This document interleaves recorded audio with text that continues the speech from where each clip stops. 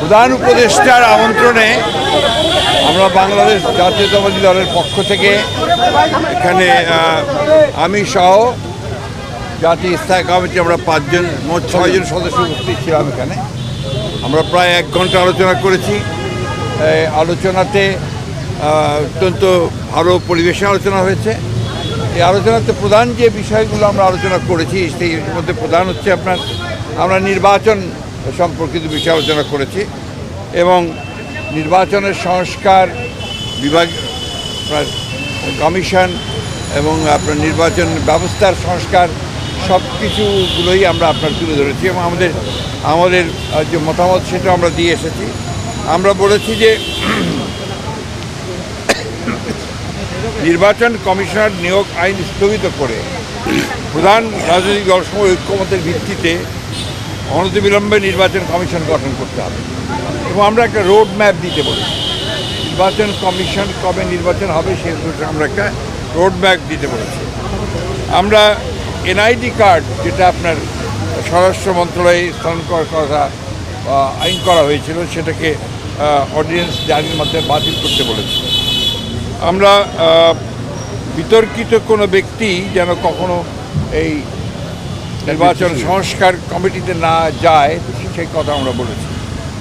আমরা বলেছি যে ফ্যাসিস্ট সরকারের সময় প্রতারণা সাজানো ভুয়া ভোটের মাধ্যমে গঠিত সকল ইউনিয়ন পরিষদ বাতিল করতে বলেছি এবং 14, 18, 24 সালে যে সকল নির্বাচন কমিশন ছিল তার প্রধান নির্বাচন কমিশনার এবং কমিশনার সহ তাদেরকে ভুয়া নির্বাচন ব্যর্থ নির্বাচন আপনার পক্ষপাতদুষ্ট নির্বাচন করার অভিযোগে তাদেরকে আইনের আওতায় আনার কথা বলেছি। আমরা বিচারপতি খায়রুল হক, যিনি আমরা মনে করি যে নির্বাচন ব্যবস্থাকে ধ্বংস করার জন্য মূল হোতা, যিনি তত্ত্বাবধায়ক সরকার আইন বাতিল করার মূল নায়ক ছিলেন, তার বিরুদ্ধে আমরা আইনগত ব্যবস্থা নেওয়ার কথা বলেছি রাষ্ট্রদ্রোহিতার অপরাধে। আমরা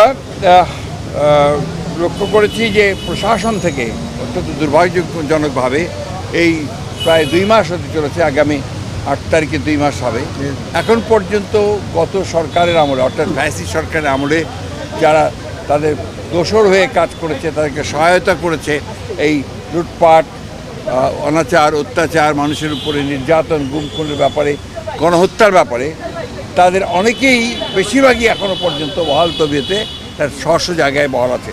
এদেরকে অবিলম্বে তাদেরকে সরিয়ে নিরপেক্ষ ব্যক্তিদেরকে এখানে আনার কথা আমরা বলেছি। আমরা বলেছি যে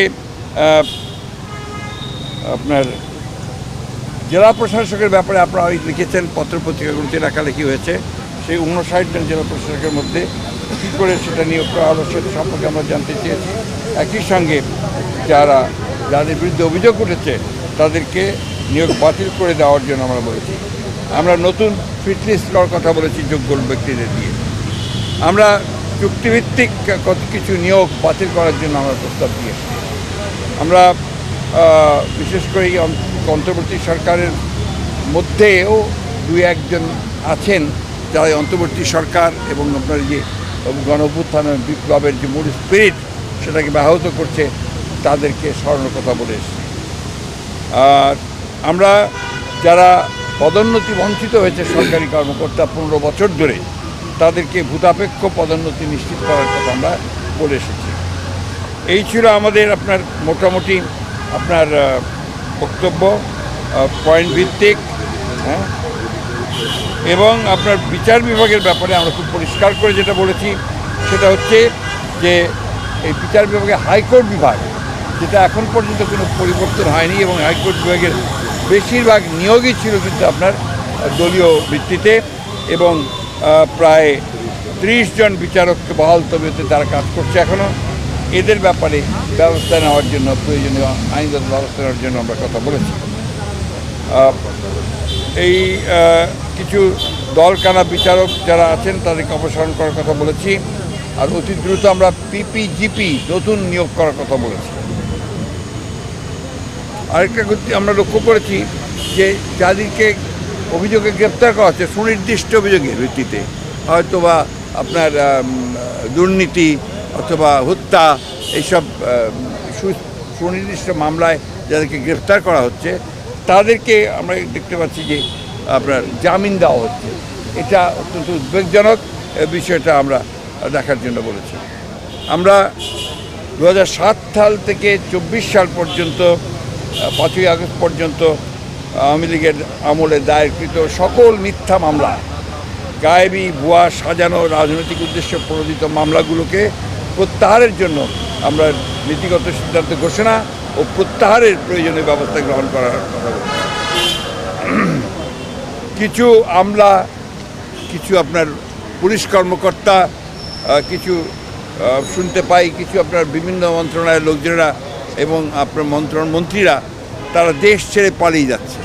কিভাবে পালাচ্ছে, কার সহযোগিতায় পালাচ্ছে, সেই বিষয়গুলো আমরা দেখার জন্য বলেছি। আর একটা বিষয় আমরা জোর দিয়ে বলেছি যে আজকে পতিত ফ্যাসিবাদী প্রধান শেখ হাসিনা ভারতে আছে।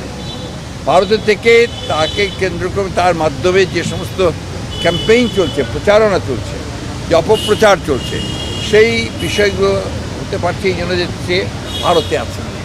এই বিষয়টাকে ভারতের সরকারের সঙ্গে আলোচনা করার জন্য এবং তাকে ওই অবস্থা থেকে সরিয়ে দেওয়ার জন্য আমরা সরকারকে অনুরোধ করেছি। তারা ভারত সরকারের সঙ্গে এটা নিয়ে কথা বলছে। সেই সঙ্গে পার্বত্য চট্টগ্রামে যে ধরনের অস্থিরতা সৃষ্টি করার চেষ্টা করা হচ্ছে সেটাও আমরা কিন্তু আপনার বলেছি যে পার্বত্য চট্টগ্রামের ব্যাপারটাকে আরও গভীরভাবে দেখে সেখানে কারা এই ঘটনাগুলোর সঙ্গে জড়িত তাদের বিরুদ্ধে ব্যবস্থা নেওয়ার জন্য আমরা কথা বলেছি। আরেকটি কথা আমি বলি যে আপনার গুম খুনের সঙ্গে যারা জড়িত দুর্গাপূজা তারা এখনও কিন্তু ধরাছোঁয়ার বাইরে। তাদেরকে খুব কম, একমাত্র জিয়াউল হাসান ছাড়া আর কাউকেই ধরা হয়নি। আমরা মনে করি যে অবিলম্বে দাবি জানিয়েছি যে অবিলম্বে তাদের সঙ্গে চিহ্নিত করে তাদেরকে গ্রেফতার করা হোক ও তাদের বিরুদ্ধে ব্যবস্থা নেওয়া হোক। এবং জাতিসংঘের একটি দল এসছে এখানে, কিন্তু দুর্ভাগ্যজনকভাবে সেই দলটিকে যারা এর সঙ্গে জড়িত আছেন এই বিভিন্ন ডিপার্টমেন্টের, তারা তাদেরকে সেইভাবে সহযোগিতা করছে না। তৃতীয়ত হচ্ছে যে আপনার সম্প্রতি দুর্গা পূজাকে কেন্দ্র করে, সহজ উৎসবকে কেন্দ্র করে আপনারা লক্ষ্য করেছেন যে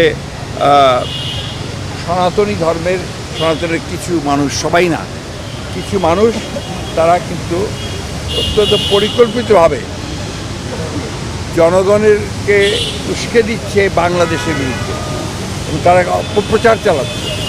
একটা যে হিন্দু কমিউনিটির উপরে এখানে অত্যাচার হচ্ছে, নির্যাতন হচ্ছে, এই ধরনের কথাবার্তা তারা বলতে যাচ্ছে, যেটা সর্বৈম এটা মিথ্যা। আমরা সবাই জানে, এটা আপনারা দেখতে করছে। এটা হচ্ছে একটা সুদূর পরিকল্পনা তাদের, যে বাংলাদেশে আপনার মাইনরিটিকে নির্যাতন করা হচ্ছে, বাংলাদেশের বিরুদ্ধে এটা একটা ষড়যন্ত্র বলে আমরা মনে করি। এই কথাগুলো আমরা তাদেরকে অত্যন্ত গুরুত্ব সহকারে বিবেচনার জন্য বলেছি, তার বিরুদ্ধে প্রয়োজনীয় ব্যবস্থা গ্রহণ করার জন্য আমরা বলেছি। Thank you. মাননীয় মহাসচিব, স্যার একটা নির্বাচনের রোডম্যাপের কথা আপনারা বলেছেন, মাননীয় উপদেষ্টা এই নিয়ে একটা কন্ট্রোভার্সি হয়েছে ওনার সফরের সময়। মাননীয় সেনা প্রধানও বলেছেন যে 18 মাসের মধ্যে, এইটা নিয়ে ওনারা ভাই, আমি এই মাস দিনকাল নিয়ে কথা বলি না। উনি আমাদেরকে যেটা বলেছেন, যেটা আমাদের 1 নম্বর প্রায়োরিটি, নির্বাচন অনুষ্ঠান তাদের 1 নম্বর প্রায়োরিটি। উনি ফিডব্যাক কি দিয়েছেন স্যার আপনাদের এই দাবির ব্যাপারে? উনি বলেছেন অত্যন্ত সহৃদয়তার সঙ্গে তারা দেখছেন এবং তারা মনে করেন আমাদের দাবিগুলো হচ্ছে জনগণের দাবি, আমাদের দাবিগুলো তাদেরও দাবি।